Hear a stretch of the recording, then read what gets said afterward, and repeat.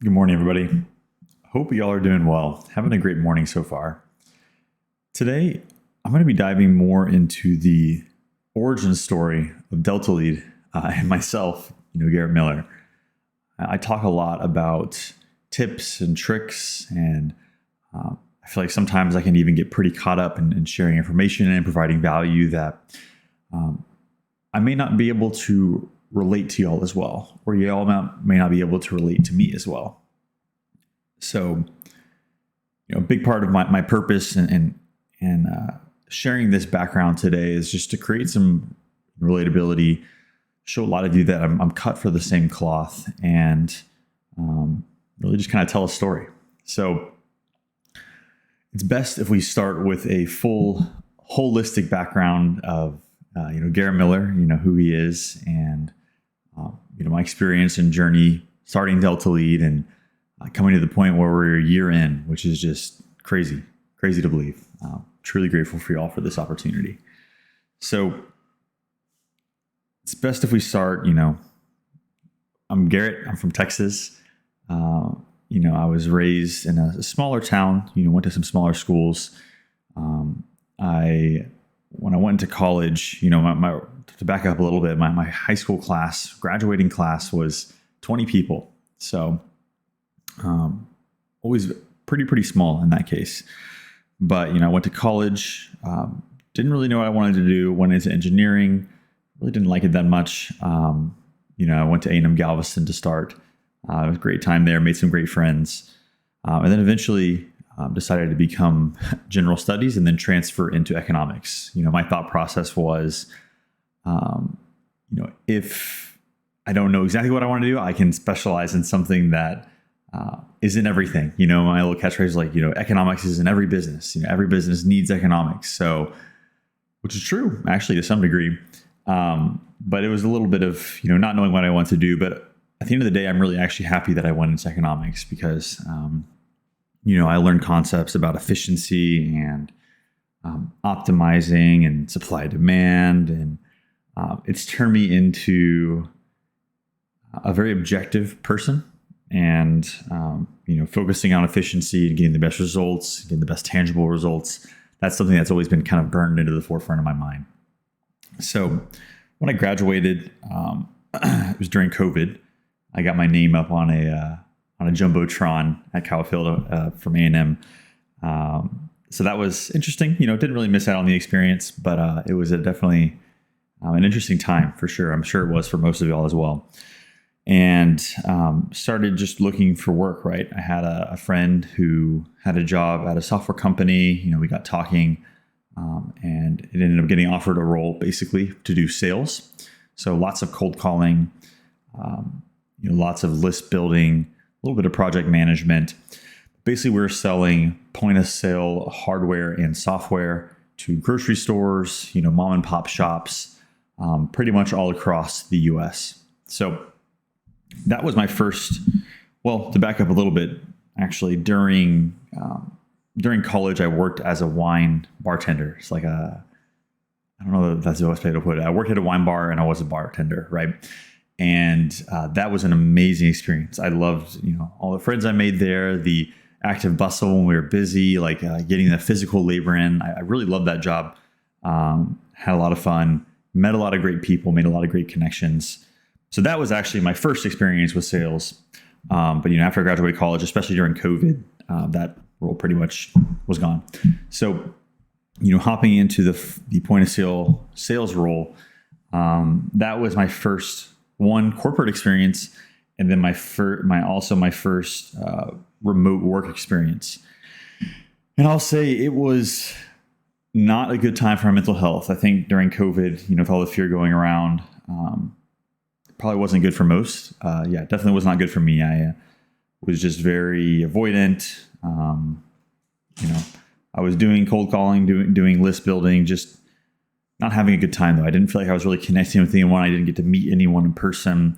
I quickly realized that I was more of an extrovert than I thought I was.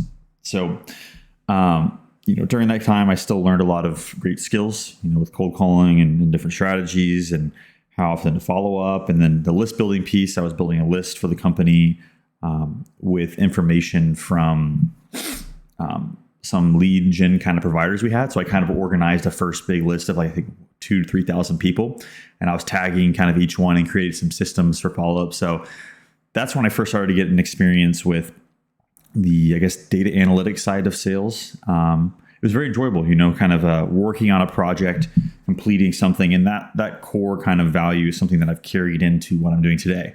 We'll get to that here in a little bit. So yeah, overall, ended up deciding to part ways. I was looking for better opportunities.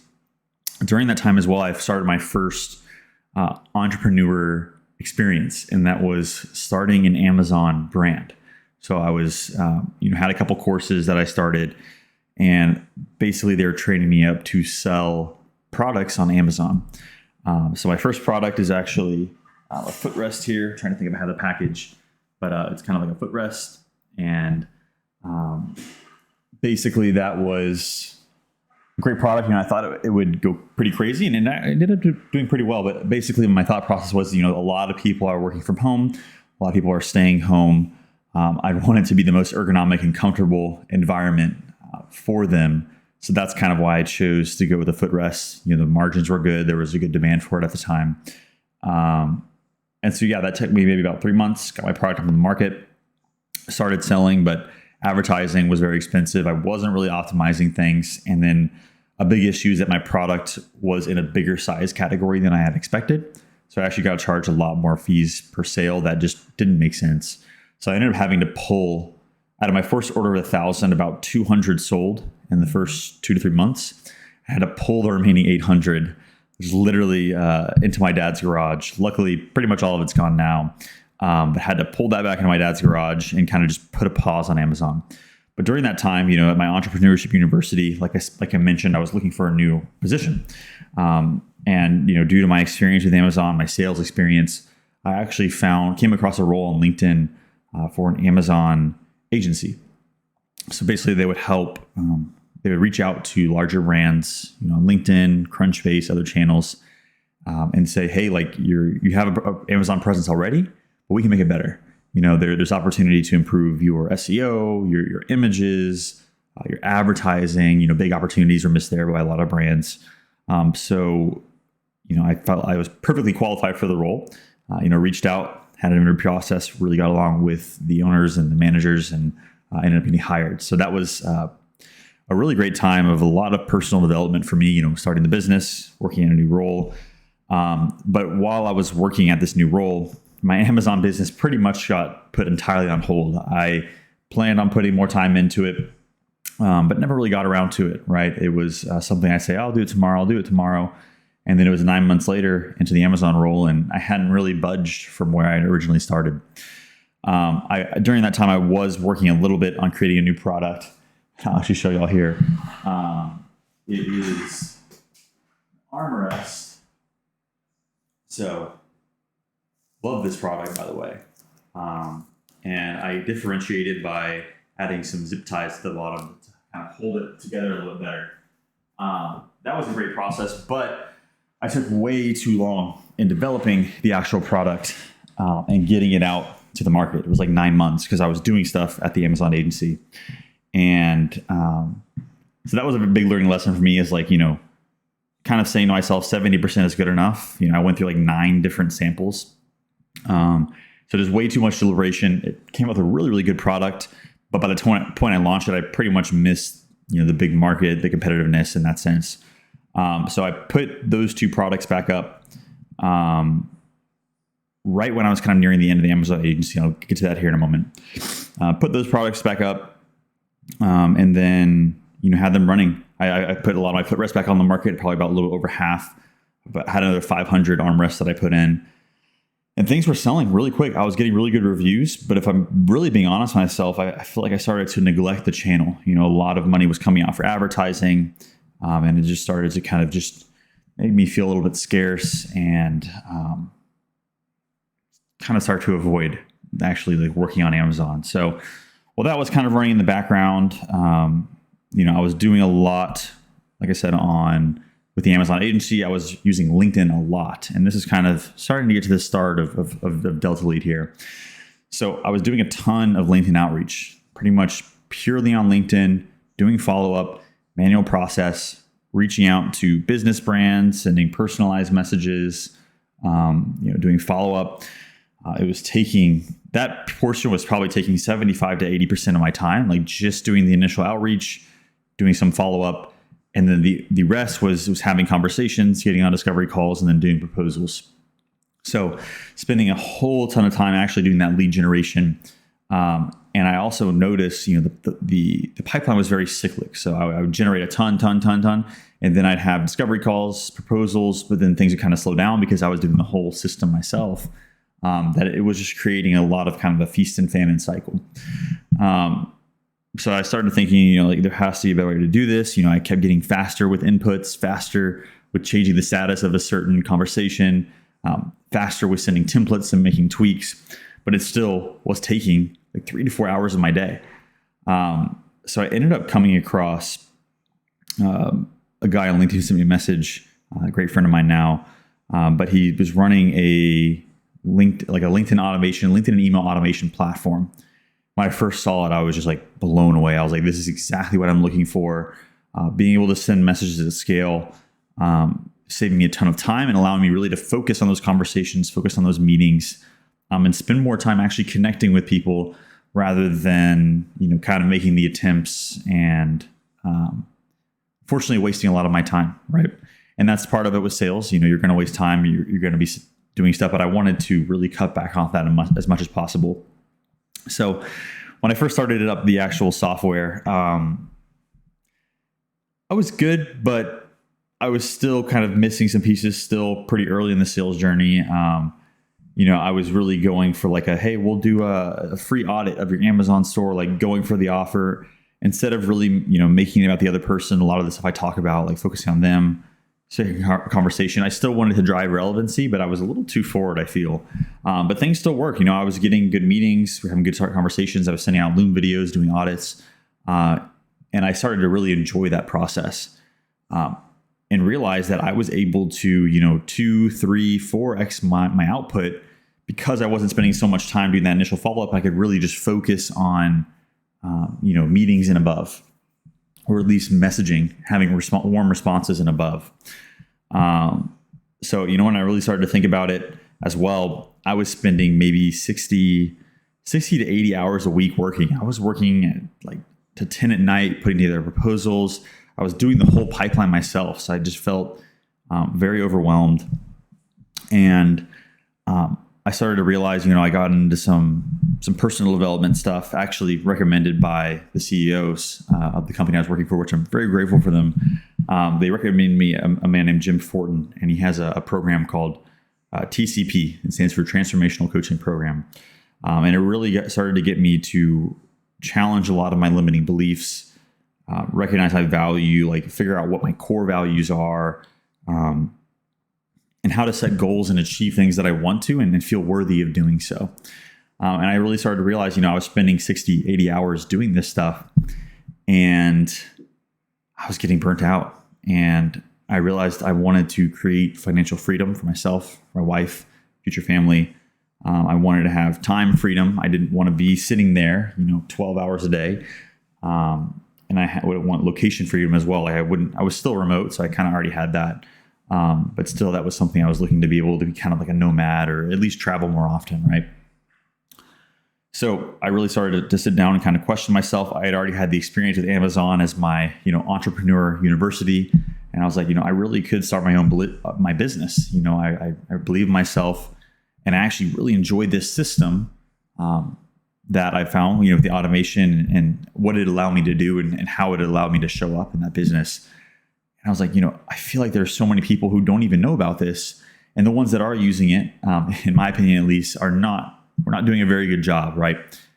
It's kind of goes back to the good old days of a pitch slap, right? Where 3 to 4 paragraphs talking about this, here's a Calendly link. It's like, it's basically like you're sending an advertisement through somebody's inbox, right? So, and some coffee there. So, ended up meeting with, the people around automation and really talking to some friends who are also entrepreneurs about potential venture. and just decided to go all in on my agency. So I actually had gotten a course from Iman Ghatzi called Agency Navigator. Really great content. Lots of informative information. He really broke down the process, kind of walk you through step by step. So it really helped me give a good foundation, even though I kind of started to pivot off. He was focusing a lot on like local lead gen or advertisement. I really saw the opportunity in B2B and LinkedIn and leveraging that. So it helped give me a good foundation, but I eventually did kind of branch off from a lot of what he was teaching. And just got started. I was had ended my other job in January. Stuff was on Amazon at the same time. I was kind of talking about how I was still doing it, but I was still kind of avoiding it. And I definitely feel like I did miss a potentially good opportunity. But at the same time, a lot of stuff I was thinking, you only really take home 10% margins at the end of the day. Like, you had to have a ton of capital to really keep things up and running. And so I realized I needed to do something that would create a ton of capital, right? And the only real avenue I saw to be able to do that was becoming an entrepreneur and not being limited by a salary. So I started Delta Lead, came up with a name, came up with some logos, got the domain, started building my website out, and just started talking to people, right? And it just felt like such an amazing experience, meeting people and like being flexible with what I could offer. And, I was offering this and that and a little bit, didn't have a clear offering, as I do today. Got my first couple clients. We started delivering results. I was working very hard, and it was just a really, really enjoyable time, and it still is, of course. I really have fond memories of those first few months and getting to meet people and learning concepts of, networking and giving and, reciprocity and looking for ways to add value. That was a big shift. I'd say the biggest shift for me when I first started, even at my previous roles, I was so focused and so desperate to like close a client. I was like, we'll hop on, we'll talk about this. I was like, do you want this service? Like, do you see this something that's valuable? Like, it was just very one-sided. When I started to focus on these meetings of like what kind of help do you need, or who are you looking to get in touch with? What have y'all tried in the past? Like, more inquisitive, but at the same time looking for opportunities to help just outside of my services. I feel things really started to open up for me. I had this really amazing energy of just like giving and positive energy. And at the same time, I was actually helping people and, without really expecting too much in return to begin with, which was kind of good and bad. I still am a giver and can tend to overgive sometimes. But overall, it was a really, really great experience. So and that's kind of where we are today. Developed a few offers, worked with a plethora of clients, and continuing to kind of move forward. But I really wanted to recap, a lot of this with y'all in regards to, kind of where I'm from, some of my initial values, and to show that it wasn't all, rainbows and kind of good times. Like, there was a lot of indecision, and I didn't just wake up and become Garrett, like CEO of Delta Lead. Like, it was a journey, and it was probably 2 or 3 years. And really, one of the things I want to get across to y'all is that the biggest things is just having patience, being consistent, and having that overarching goal of, for me, financial, time, location, freedom, myself, my family, but also wanting to create expansion in the lives of others, like really wanting to see them succeed and bringing software and bringing methodology and bringing sales to help early founders, established companies, like really help them scale and grow efforts and teach. That's really something I find a lot of enjoyment in, is being able to walk through something with somebody, having that empathy and showing them, they can shed their limiting beliefs, they can reach new heights, and they can achieve their goals. And on the note of new journeys and beginnings, it's always been one of my ambitions to really help new entrepreneurs, new consultants, new agency owners achieve success. The whole first year of their business is all sales and marketing, and a lot of them are just getting started and don't really have the capacity to afford larger marketing agencies, larger services. So I'm actually developed a new introductory offer that I believe would really serve people like you, if you are one of those early stage founders, very well. So if you want to chat more just about your sales process, your experience with LinkedIn, and kind of looking for ways to improve and scale and replicate success, I'd love to chat with you. There's a link down in the comments below in the description for us to grab some time on a discovery call. We're happy to just get to know you, get to know your journey. That's a huge part of the process and a huge part of forming a relationship. And then see if the offer that I have is something that makes sense for you. So I really hope you'll have a great day, and we'll chat soon. Have a good one.